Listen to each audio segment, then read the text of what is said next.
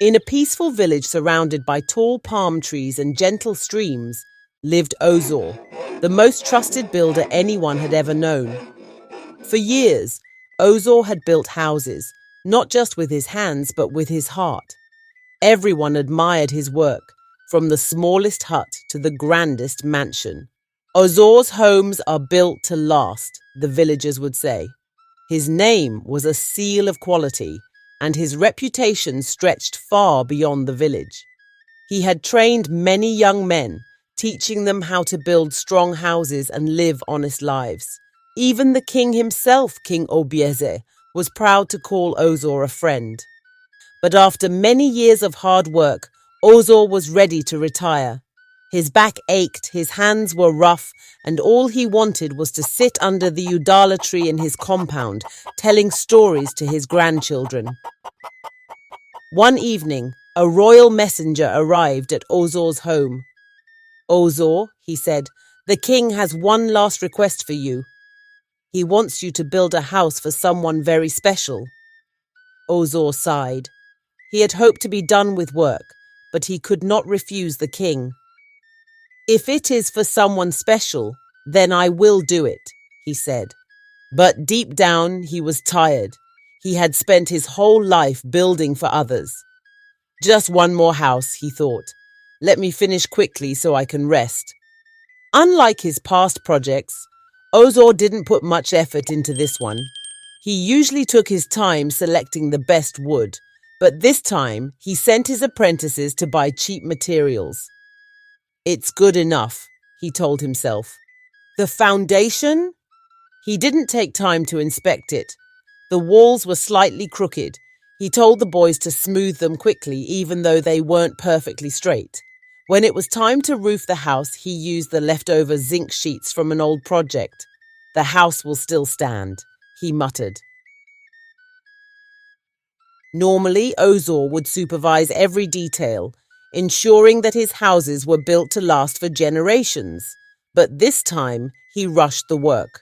The sooner he finished, the sooner he could rest. After weeks of half-hearted effort, the house was complete. From the outside, it looked fine, but Ozor knew it wasn't his best work. When the house was done, the king, the chiefs, and the villagers gathered for the handover ceremony. Ozor wiped the sweat from his forehead, relieved that he was finally done. The king stepped forward and smiled warmly. "Ozor," he said, "for years you have built homes for others. You have given this village your time, your skill, and your dedication." Ozor watched as the king held out the keys. "This house," the king announced, "is yours." Ozor's heart stopped. His hands trembled as he reached for the keys. He looked around, expecting to see the real owner step forward, but no one did. "This is my house?" he whispered, his voice barely audible. The villagers clapped and cheered, excited for him. But Ozor felt his stomach drop. He turned to look at the house, his house, the weak foundation, the crooked walls, the cheap roof. Regret washed over him like a heavy rain. He had spent his life building strong homes for others, but when it came to his own, he had not given his best. That evening, Ozor sat under the Udala tree, staring at the house he had built without care. He realized something important. What you put into the world will always come back to you. Shortcuts and laziness may seem easy now, but they bring regret later. Even when you think something isn't for you, always give your best. You never know when your work will become your own reward. From that day, Ozor shared his story with everyone in the village. "Do your best in everything you do," he would say, "because one day you may find yourself living in the house you built."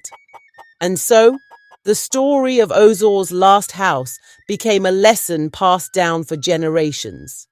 Make sure to subscribe to hear more fascinating African folk tales, where each story comes with a powerful lesson.